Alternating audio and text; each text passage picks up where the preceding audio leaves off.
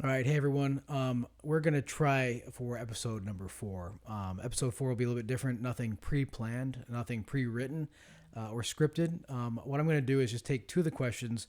Essentially, I have three questions still out there that were asked on the Facebook page that I hadn't gotten around to. One of them by Samantha is one that I'll have to take some more time to research and look into before I attempt to give an answer. I think that's the way we should always. If we don't have a real answer, I don't think we should pretend to have one. I think we should be.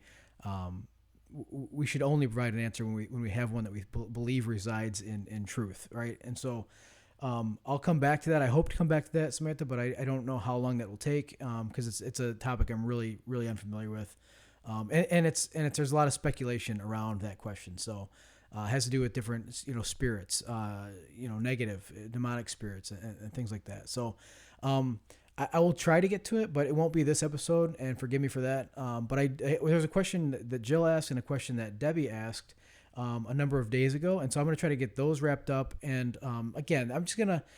I mentioned in the Facebook post earlier today that I was stuck at Discount Tire, and I call them a lot. Like whenever I have work to do with the tires, I always go to Discount Tire. I always feel like I've been treated fairly and a decent deal. So I go there and I'll call ahead and see if I can make an appointment. And they always tell me, "Oh, just walk in, you'll be fine." So I walked in. Well, I drove in first and then I walked in and so I go in and the place is just packed. There's just people everywhere. And what they don't tell you is that when you are walk-in, it seems to be, and I'm not sure exactly on this, but it seemed to be when they explained it to me, there's like one bay that's designated for walk-ins, and then the rest are going to be scheduled appointments, trying to get through those with a priority because they've been scheduled. And so I didn't know that. It makes sense though. It's fair. It sounds fair. If they've made an appointment, you should be prioritized. And so hours are going by, and it wasn't until like my car still had, after several hours, still had not gone into the bay, but they said I would be the next one. It was still like 20 minutes later, nothing. So I decided to get up and I walked over to Walmart, and I was like, I have to get ready for the sermon for tomorrow. I had some of it written, but not all of it. And the nice thing is I have my notes in a cloud, so I use Google Docs and I can go to my typed out notes, or I use Samsung notes as well, because on my Samsung phone I can use a stylus and write. And I also have a tablet that works like that, so I can access those notes anywhere. So that nothing needs to keep me from writing a sermon the old-fashioned way on it with a pen and a piece of paper. And so I went to Walmart, which is not far from Discount Tire, and grabbed the pen and paper, and then went over to Jimmy John's to grab a sandwich before I started writing. Actually, I was going to write there at Jimmy John's on the table. So, but no sooner than I sit down with the sandwich and start unwrapping it, and Discount Tire calls me and says your vehicle's ready. And so I didn't get much done, but I was much happier to be getting out of there after several hours. So I came home and I thought I can't do a full maybe 40-minute or hour-long episode, but I can answer a couple of questions. And what we're going to do is, the way I'm going to do this is just kind of like, I'm going to wing it. I mean, I have some notes in my head. I've been thinking through this for a few days, and so I'm going to try to do the best I can to answer these questions. But it will be, in some ways, it will be kind of me winging it. But it's a couple of important questions, one that Jill asked and one that Debbie asked. So I'll start with Jill's. Jill says, I was having a conversation with somebody who isn't a believer over the weekend. And I think it's important to note that this person's not a believer. And this is a lot of times the case with the question you'll find as I finish it. This is the case. A lot of times it's somebody who doesn't even have a position of faith, will use our scriptures in these ways. But she says, I'm having a conversation, and we were discussing our country providing health care to undocumented immigrants. This person cited several scriptures that seemingly command Christians to have more compassion on people here illegally and ultimately provide health care. One scripture in particular was Leviticus chapter 19, verses 33 and 34. I'm going to read that to you. Leviticus 19, 33 and 34. When a foreigner resides among you in your land, do not mistreat them. The foreigner residing among you must be treated as your native born. Love them as yourself, for you are foreigners in Egypt. I am the Lord your God. So a familiar passage, not anything surprising there. I agree, she says, that we should be compassionate to everyone, but I don't think that's what this scripture or others that were discussed in the conversation are about. I would love your thoughts on this. So I'm going to try to give you my thoughts, and I hope that they come out in a coherent fashion. you sometimes it will, sometimes it kind of meander, but that's okay. We'll meander as we need to. And again, hopefully by the end, there'll be something cogent, something coherent that you can take away from this. The first thing I would note, and as I talk to my kids about, sort of critical thinking and, treating these things as like a debate, trying to put your best foot forward, but be willing to learn from the other person. If you get cross-examined and find out that you didn't have the answers, like just be honest, just be humble and say, I was wrong about that. And let a ball be a ball and a strike, and feel good about having learned something if somebody teaches you something.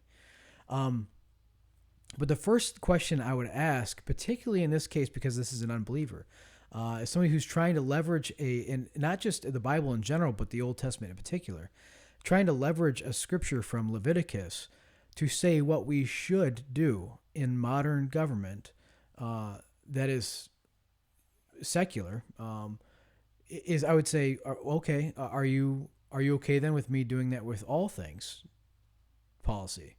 Are you okay with me applying that everywhere? Because if you're going to leverage a scripture to say my position as a Christian should be this because of this scripture, well then shouldn't you be okay with the other positions that I take because of scripture?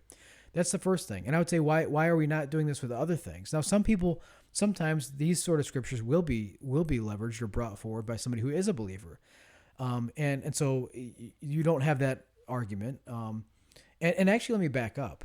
That is to say that we even want to have our conclusion before we examine. So we should be willing first to look at the verse and say, what does it say and what does it mean? And so the rhetorical point of just, would you be willing to let me do that with any other scripture, with any other policy? And they'll quickly probably back down and say, well, I'm not interested, but maybe the point is you should be interested because you're a Christian.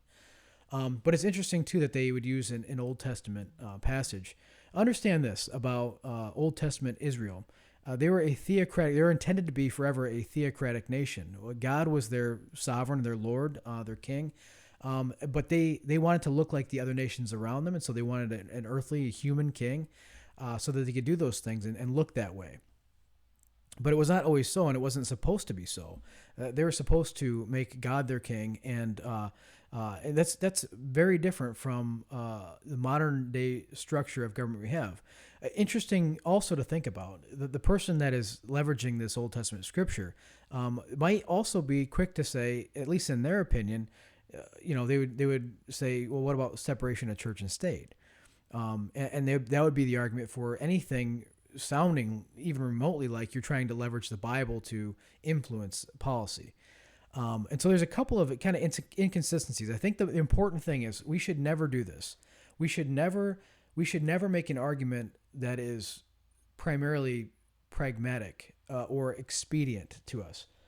And what that means is that for those that might not understand what I'm saying, like an expedient is something that's convenient. It's something that's handy. But usually when somebody uses something in an expedient way, they're not doing so in a consistent way. It's not a principled position. It's just useful to me now. You might consider, I think the biggest example of this being unprincipled and inconsistently applied is the same crowd using, my body, my choice to defend what they call reproductive rights. And then not using that same thing when it comes to the COVID vaccine mandates. So I can hardly think of another situation that's more my body, my choice than a vaccine. But that is an inconsistent application of my body, my choice. And so if you want to be that, then make that consistent, make that principled stand, but then allow that to inform you whether that helps your position that you take or it doesn't help your position. If it's a principled position, it should remain the same and consistent.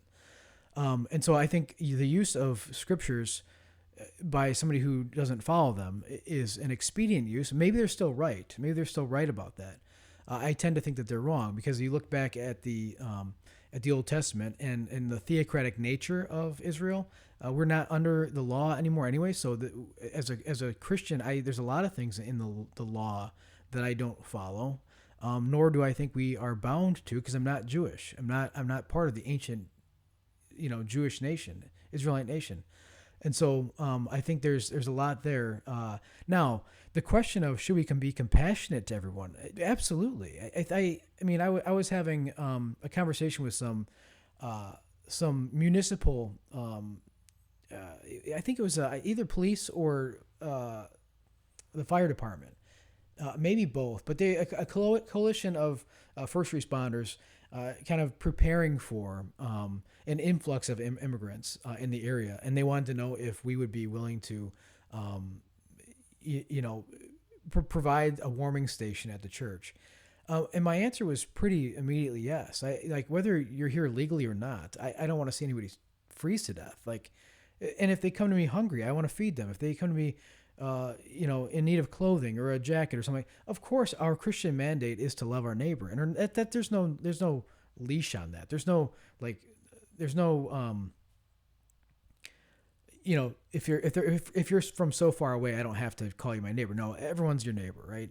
And so yeah, I would be, I hope I'm among the first to say, here's a bowl of soup, here's a bottle of water, here's a warm building, here's a jacket. But that's a very different question. That's a very different question from should a democratic republic, because we are a republic, not a pure democracy. So should a democratic republic be have that mandate imposed on them? And that's a different question. I think one that we need to appreciate the distinction. Just because I, as a Christian, should take care of my neighbor, whoever they are, does not mean that I necessarily have to be in favor of illegal entry into this country. And part of that is because I value those that have done it the right way and have spent sometimes years, to enter the country the right way. And I think it's a disservice to those that are still waiting and doing it the right way. To just, under the previous administration, when the doors were just flung wide open, and I think there's ulterior motives there. That's not difficult to see. But all that being set aside for the moment, there's a distinction. There should be a distinction between what a secular government has imposed upon them, what they need to do, what they have to do, and what the Christians should do. And so I'm quite happy to live in the tension between what I as a person would do for another human being that is in need of clothing, in need of basic things. But does that mean that I think that we just grant amnesty to everyone, no matter how you came here, no matter what no matter what's going on? No, I don't. And I think those are two separate arguments. Happy to have both of them. Happy to discuss both those things. But I think that there's distinctions there that deserve to be brought out and discussed differently. I don't know if that's all on my notes for that question, but I think it's enough maybe to at least get this conversation going. Drop your comments. I mean, one of the things we're hoping to do here is to have a discussion that we can keep going in the comments, whether that's to take issue with something that I said or to applaud something that I said. I don't care. I mean, that's why we're having these discussions, so we can realize that we can talk through things civilly, and hopefully I can inform you a little bit, you can inform me a little bit, and we're both better off in the end because of it.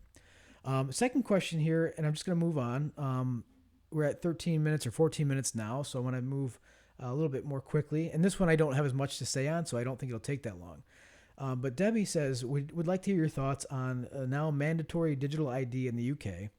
And it's the United Nations Digital Identity Initiatives. And more importantly, that our president has made references that hint for a broader push towards these systems. He recently mentioned the utilization of AI for a verification system. I've heard reports of the system that is already in place in other countries where millions of people have had their bank accounts frozen who are not complying with the digital ID system. Have you been hearing anything on the matter? If so, what are your thoughts? This one I'll answer pretty broadly because I don't know a whole lot about it, Debbie, and I'm sorry. I did try to look up some things, but was pretty limited on my phone, and so I just don't want to speak with confidence where I shouldn't have any. I teach this class at work where we talk about confidence versus competence. And I always tell people in the class, like, you don't deserve to have confidence until you have competence. A lot of people are confident, but without competence, it's pretty obvious. So I don't know a lot about this, but I would say my general statement to any of these efforts to radically centralize a power, a structure that is putting control in a relatively small number of people or system. I am always against that. I am always against that. If power corrupts, and they say absolute power corrupts absolutely, the more you centralize that power and concentrate that power, the more likely it is to be misused. Even if it's not right now, it may have good intentions at its inception, but we cannot just use what the intentions are at the inception. We have to account for the human condition, and we have to say not just if the good guys are building this right now, if that's even a thing, the good guys are building it, and we say I like what the good guys are building. I think they have good intentions with this, and but you have to account for, well, what if the bad guys get in, and how will they use it, and I have, as a fairly libertarian minded person, conservative, but I lean libertarian on a lot of things, and at least to each their own in matters that only affect you. I would have a different thought as a Christian, but as far as the government, I don't expect them to look Christian, and they often don't. But the idea is, whenever I think the government's always too big. It's always trying to get bigger and take more power, more control. But years ago, I was having a conversation with another couple, and I use the analogy of a Christmas tree. The government's like a Christmas tree, and the bigger that Christmas tree is, the more ornaments they can hang on it. Now, when your group is in, and let's say you're a Democrat, it's a Democrat administration, and a left leaning president, and that Christmas tree is however big it is. And you like the idea of being in power right now, so you want to expand, you want to grow that tree so you can hang more Democratic ornaments on it. Well, that's good for now, but just understand that when your rivals are in power, they can shake all those ornaments off and hang their own ornaments on it. It's very difficult to unbuild government overreach, or unbuild the systems that allow for government overreach. And so, if we're not careful, even with our own people that we voted in, for instance, are looking to make the government bigger, we have to be very, very leery of that, because your people won't always be in power. And do you like the potential for the other group to take that power you just volunteered to the federal government, because you like those guys right now, those guys and gals, but maybe down the road you won't. And I think we should always be thinking that way, because we should always have a healthy distrust of the government. Our founding fathers did. I think you should always be skeptical of those things. Where power is centralized and concentrated, it is almost non-negotiably, unarguably abused. And we don't even know all the ways in which centralized power is being abused. We just we know the things we find out, usually accidentally. But it's pretty nefarious. And I say that as having been a part of a number of big organizations, and you don't have to climb very high before you start seeing that. The conversations behind closed doors go differently than when you're in front of the rest of the department or whatever it is. So I have a very, very skeptical view of the government. I have a very skeptical view of a concentrated minority in power, and I think we all should. And so any system like this one, like this one that is talking about having a digital ID system, absolutely I'm against it. Absolutely. And if Trump is for it, I would be vehemently opposed to it. Just as I would be if his predecessor Biden was absolutely for it, I'd be absolutely against it. We have to be consistent, and I don't want that Christmas tree any bigger than it already is, because I don't like the ornaments hanging on it now. I don't want to see what other ugly ornaments get hung on that thing later on. I don't worry so much, because I think necessarily that the left behind view of the end times is going to play out, and we very literalistic understanding of that in goings on in Revelation. But I could be wrong in that. Maybe it is going to play out like that. But that doesn't mean that it can't. This sort of thing couldn't be put in place and massively abused. Um, and so I don't want it in when I trust somebody, and I don't want it in when I don't trust somebody. And by the way, I don't trust just about any politician. I think you almost have to have a moral sickness about you to even want to be a politician. Now there are some that are good people, but you see what happens. They get grimier and grimier the longer they stay. It's like they get eaten by the rot of DC. And politics is just some nasty business. And so I don't think many people, they go in good. I don't think many people can stay good. It's just swampy, and that's left and right. That's just politicians for you. And I'm sure there's some good ones out there.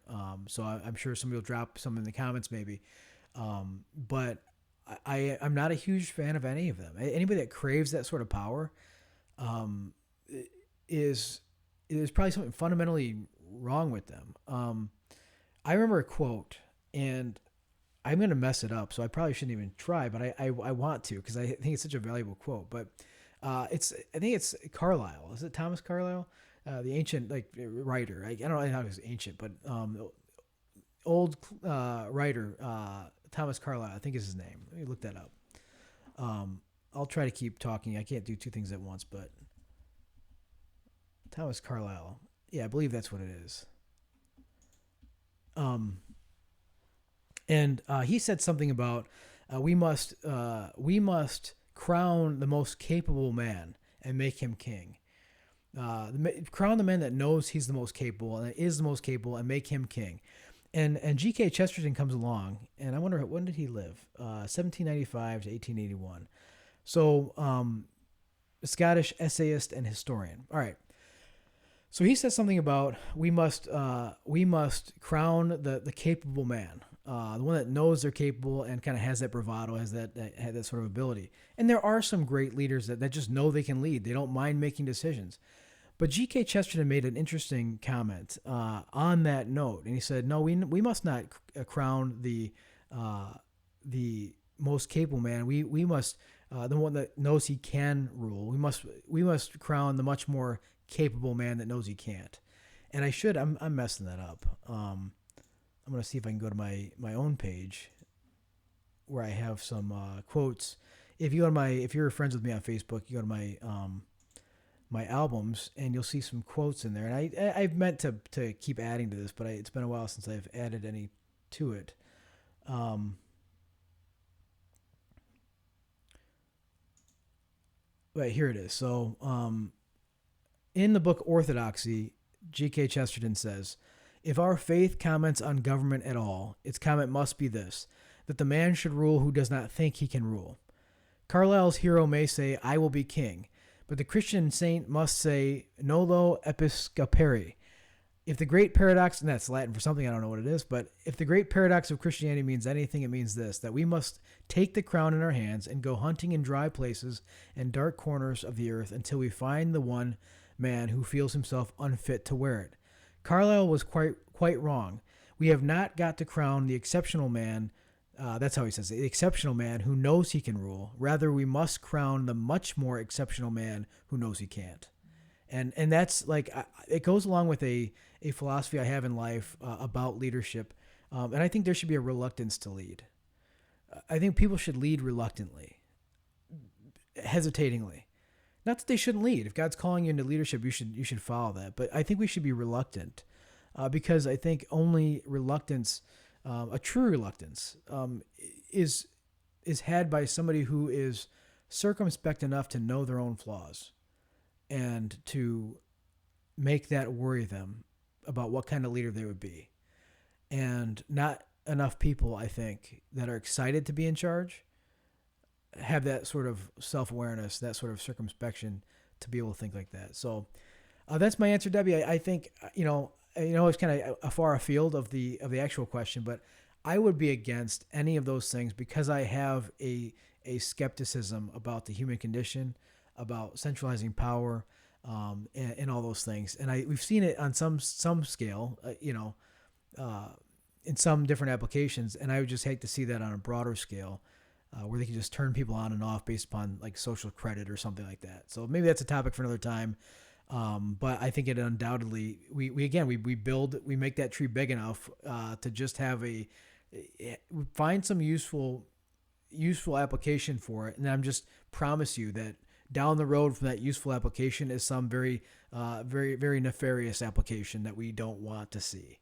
And that's why we have checks and balances. That's our founding fathers are pretty smart, not perfect by any means, but pretty smart. So that's episode 4. I think we're at 4. Just a couple of the questions that we had. Hopefully that helped a little bit. You can let me know if it didn't, and you can of course drop your comments if you have any about any of the topics that we discussed, and I'd love to hear from you. So until next time, we'll see you.